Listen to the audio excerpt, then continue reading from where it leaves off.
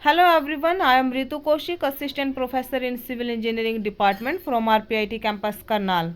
Today is our topic water pollution, causes of water pollution and the prevention of water pollution. And water pollution refer to the contamination of water bodies such as river, lake, ocean and groundwater by the harmful substances. जब water bodies में harmful substances add हो जाते हैं then water हमारा जो contaminate हो जाता है उसको हम वाटर पोल्यूशन बोलते हैं। तो कुछ कॉमन से कॉजेज हैं हमारे पास वाटर पोल्यूशन के। First one industrial waste, second agriculture run off. Industrial waste में क्या रहेगा कि जो फैक्ट्री है वो टॉक्सिक केमिकल को डिस्चार्ज करती है जिससे वाटर पोल्यूशन होता है, जिससे हमारी एक्वेटिक लाइफ भी हार्मफुल होती है। एग्रीकल्चर रन ऑफ में क्या होता है कि जो फार्मर होते हैं फर्टिलाइजर का यूज करते हैं, पेस्टिसाइड का यूज करते हैं और जैसे ही रेनफॉल होती है तो वो वाटर के साथ ऐड होकर वाटर बॉडीज में मिक्स हो जाते हैं और वाटर पोल्यूशन हो जाता है। सीवेज एंड वेस्ट वाटर में अनट्रीटेड और अनएडिक्यूटली ट्रीटेड जो सीवेज होते हैं जो and household waste water can introduce harmful pathogens chemical and the organic matter into water. Oil spills में क्या होता है कि एक्सीडेंटली जब जो शिप होते हैं जो पाइपलाइंस होते हैं, ठीक है, तो can the devastated marine coast and the shorelines and the disturbed ecosystem को वो क्या करते हैं, डिस्टर्ब करते हैं। प्लास्टिक पोल्यूशन में क्या होता है, जैसे प्लास्टिक वेस्ट होता है, जो माइक्रो प्लास्टिक वेस्ट होता है, जब वो वाटर में ऐसे थ्रो किया जाता है तो वो क्या करते हैं, इकोसिस्टम को डिस्टर्ब करते हैं, वाटर को क्या करते हैं, पोल्यूटेड करते हैं।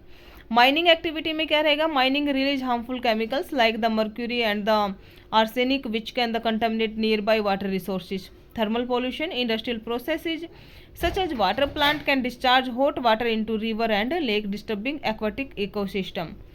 फिर टाइप ऑफ वाटर पोल्यूटेंट कितने टाइप के होते हैं, केमिकल होता है, बायोलॉजिकल होता है और फिजिकल होता है। केमिकल में रहेगा जैसे हैवी मेटल्स हो गए हमारे पास, मर्करी या फिर आर्सेनिक। बायोलॉजिकल में रहेगा पैथोजेंस या फिर बैक्टीरिया और फिजिकल पोल्यूटेंट में रहेगा sediments from the soil erosion, plastic debris and the thermal pollutant. Effect क्या रहेंगे इनके वाटर पोल्यूशन के, ये एक्वेटिक लाइफ को इफ़ेक्ट करता है, जो पानी के अंदर जो मछली वगैरह होती है उनको ये काफ़ी इफेक्ट करेगा क्योंकि ऑक्सीजन लेवल को रिड्यूस कर देता है और रिप्रोडक्टिविटी को भी ये क्या करता है, डिस्टर्ब करता है। हेल्थ इम्पैक्ट ऑफ ह्यूमन्स की हेल्थ पर काफ़ी बुरा इम्पैक्ट होता है इसका।